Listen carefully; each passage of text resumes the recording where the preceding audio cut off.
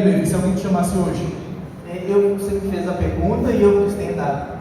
Todo mundo que está aqui. Quem aqui que não é de Almenara, que veio para Almenara, me parece de falar, que veio para Almenara por algum motivo que, você vê, eu nem sabia como eles responderam, agora eles vão ver, né? Que não foi trabalho. Quem veio para Almenara para pregar o Evangelho? Sim, ninguém. Interessante, porque agora eu faço a pergunta que vocês estavam esperando. Quem aqui não é de Almenara que veio a trabalho para seguir e construir uma vida? E aí eu estou no meio, Luiz também está no meio. Fui obrigado por você também, né? Que vocês eram da igreja. Agora, só para vocês terem uma noção, eu falo isso da experiência própria. Fui puramente pensando que eu quero mostrar isso para um pouco mais. Quando eu fazia concurso, né, estudava e viajava no Brasil todo, eu dizia lugar para viver porque a gente ganha dinheiro. E aí depois que a gente começou a ganhar dinheiro e eu vim para a região, né, de Tionha, Almenara, aí assim eu fico pensando assim, velho, que lugar que eu estou? Não desmerecendo a região, mas a saudade da terra natal.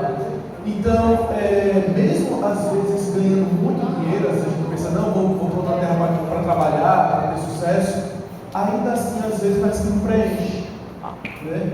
Então veja foi o desafio primeiro de Abraão, sair, deixar tudo para um lugar e sem perspectiva nenhuma, dizer, o que eu vou fazer lá, o que vai ser de mim?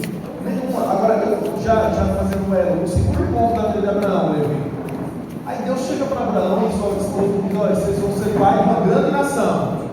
E daqui a pouco Abraão já está com 50 anos, 60, 70, 80 e nada, e aí? E o pior ainda que, piorando, Abraão era a pessoa mais improvável para ser pai de uma grande nação. Por quê? Primeiro, a esposa de Abraão era estéril. Como é que eu vou ser pai de uma grande nação se minha mulher não pode conceber filho? E aí eu começo a perceber, e aí a segunda frase que eu quero dizer, eu quero que vocês reflitam sobre isso, vocês que estão bem perdidos conversando, que estão assim, falando, né, Vitória?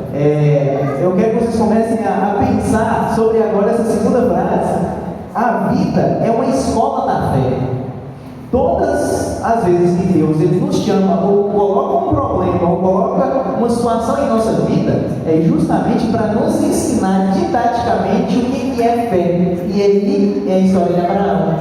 Uma pessoa muito improvável de ser pai de uma grande nação, ser chamado para ser pai realmente de todos nós que estamos aqui hoje. E aí eu trago ela para a nossa vida pessoal, porque a gente gosta e costuma se apegar a algo que é provável, aquilo que é possível, aquilo que está no nosso campo de visão. Eu fico sempre falando assim, quando a gente dirige, principalmente se dirigir no escuro, né, na noite. Eu quando faço minhas viagens, eu fico até brincando com o Dani, minha esposa, dizendo, olha, a senhora reclama da ultrapassagem. Eu digo, eu estou vendo, estou ouvindo, porque a visão e a audição são essenciais para pilotar um automóvel. Então, eu vi, às vezes eu faço ultrapassagem proibida, mas eu estou vendo que não vem carro na contramão, não vai ter acidente, né? E aí a gente confia, meio que confia porque eu estou vendo ali que não vem. Mas outra coisa é você confiar naquilo que você não consegue nem ver, nem ouvir. Como é que você vai confiar em algo que Deus te promete, que você não vê perspectiva nenhuma, Levi? Difícil. E aí, mais uma vez eu quero uma reflexão com vocês. Abraão, ele não foi chamado já sendo pai da fé. Como você acabou de dizer, ele não enxergava, ele não sabia o que estava esperando por ele. E exatamente por esse motivo, por não enxergar, por ele ter uma desconfiança, e aí é um paradoxo muito grande, um rapaz ser chamado de pai da fé, mas sem dúvidas. Ele teve dúvidas no início, e quando Deus chamou ele para ele ir para a terra de Canaã, o que ele fez? Ele chamou o sobrinho dele logo e chamou o pai dele. Só que Deus não tinha chamado os três, Deus tinha chamado somente ele. E ele teimou com Deus, porque ele não enxergava, ele não via, ele teve medo e chamou outras pessoas que Deus no momento não estava chamando. E por esse motivo, e a gente entra em outro assunto, Deus ele teve que fazer uma pausa na história de Abraão. E ele teve que parar em uma cidade que nós conhecemos, a cidade de Arã, e ele passou um tempo ali descumprindo o primeiro propósito de Deus. E aí agora eu pergunto para vocês, pergunto para você, pergunto para mim, será que muitas vezes nós não queremos interferir nos planos de Deus? só porque nós não enxergamos e não vemos o que Deus está nos mandando fazer, nós queremos intervir. Sabe que nós atrapalhamos os planos de Deus? Eu gostaria de, só para concluir esse ponto, chamar a atenção. Por que você está aqui em Almenara? Por que você não chegou em lugar? Por que você está estudando onde você está? Por que você está trabalhando onde você está?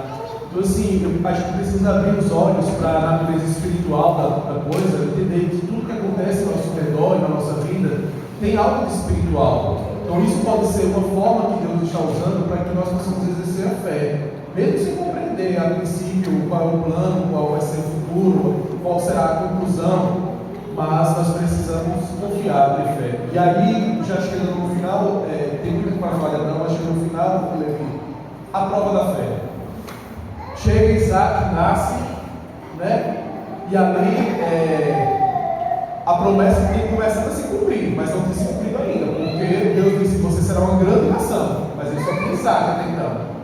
E aí imagine depois, tem 100 anos, por aí, né? Tinha 100. 100 anos ele se tornou pai. Nasce Isaac. Eu imagino o apego dele, Isaac. E aí de repente Deus disse: olha, pega Isaac, o seu filho, o seu único filho, sobe lá no monte, prepara um altar e oferece ele ali um sacrifício. E aí? Interessante que você falou a prova da fé, e como eu comecei falando sobre a escola da fé, eu acho que ali realmente é a prova escrita mesmo da fé. Você pegar o seu próprio filho. Eu imagino também que por Abraão ter crescido em um ambiente onde com certeza ele ouvia falar de vários deuses, a princípio Abraão deve ter imaginado que Deus era só mais um Deus. E aí ele passa a vida toda dele estudando nessa escola da fé, passando pelos problemas que ele passou, teimando com Deus, e ele chega no dia da prova. E o dia da prova é ter que matar o seu próprio filho. Imagina que situação.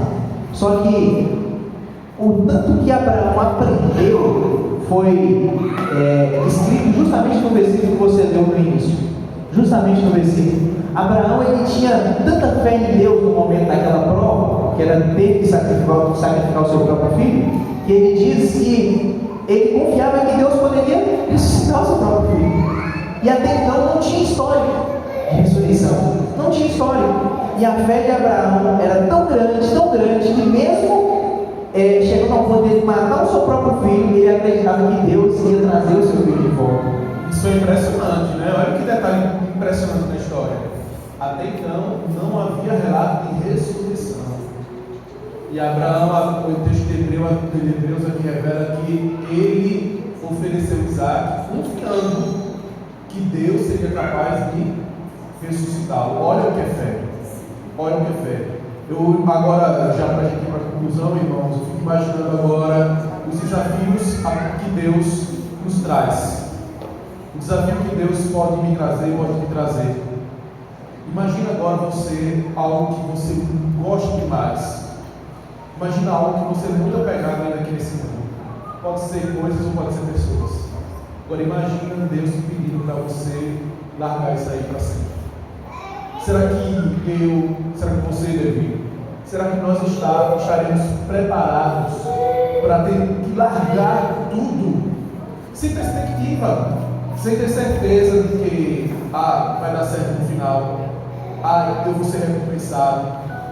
Será que nós estamos preparados para confiar tanto assim nesse Deus, ter fé e saber que, olha, o meu futuro, a minha vida, o meu emprego, o meu casamento, o meu relacionamento, a minha saúde depende de Deus, e eu não tenho num momento o que fazer, apenas aceitar que Deus vai proporcionar e Deus vai estar no controle, assim como sempre esteve. Demorou para Abraão, demorou tanto tempo para ter um filho, ainda correu o risco de ficar sem ele, mas no final a gente tem, hoje a gente sabe que a promessa se cumpriu.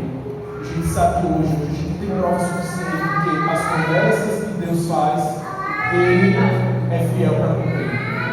Então, Levi, eu acho que o que nos cabe é aprender e tentar exercer nossa fé dia a dia, todo dia, a partir de hoje. Não sai daqui exercer a nossa fé na nossa vida. eu finalizo aqui a nossa participação, a minha participação, justamente falando que eu, de certa forma, como você também, larguei, saí de minha casa para me aventurar no mundo. Embora eu não tenha ido para tão longe com você, mas eu também me aventurei. E olhando para a história de Abraão, eu anotei aqui alguns pontos que hoje eu olho para esses pontos e vejo como forma de reforçar minha fé para seguir em frente, mesmo não sabendo que está à frente. O primeiro ponto aqui é que Abraão ele não é perfeito. Abraão não era perfeito.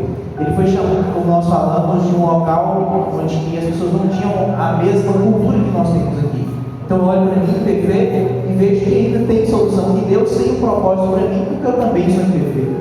Segunda coisa é que as experiências da vida de Abraão que conseguiram estimular a fé dele. Por isso que ele foi conhecido como pai da fé. Então são as experiências que eu passo aqui na igreja, no meu trabalho, na minha faculdade, no dia a dia, que me fazem exercitar a minha fé. E o penúltimo ponto aqui é que a verdadeira fé, ela está sempre acompanhada da obediência. E aí eu chamo a atenção de vocês, porque muitas vezes nós desobedecemos.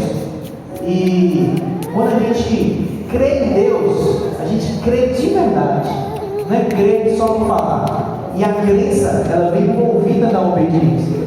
E o último ponto é que quando Deus ele me chamou, Ele te chamou e Ele nos chama, nós não podemos ficar perguntando para Ele onde, como, por que é assim.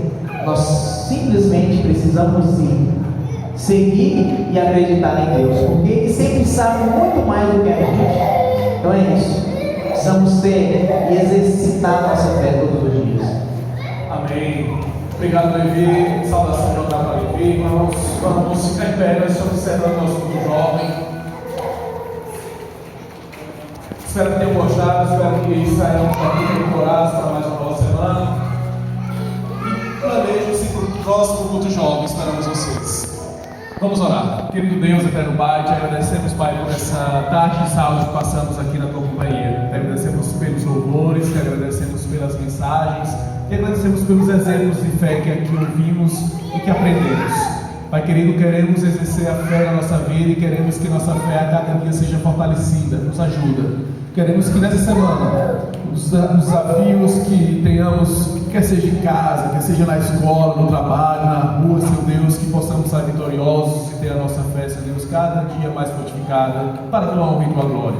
Ajuda-nos, Pai, a não nos apegar àquilo que é terreno, àquilo que é carnal, àquilo que é material. Ajuda-nos, Senhor Deus, assim um dia, tua semelhança do que aconteceu com Abraão, pedir para deixarmos aquilo que mais nos apega aqui, que possamos estar dispostos a deixar e assim provar, ter a nossa fé provada, Senhor Deus, refinada no fogo do Espírito Santo, e assim ser aprovados perante Ti.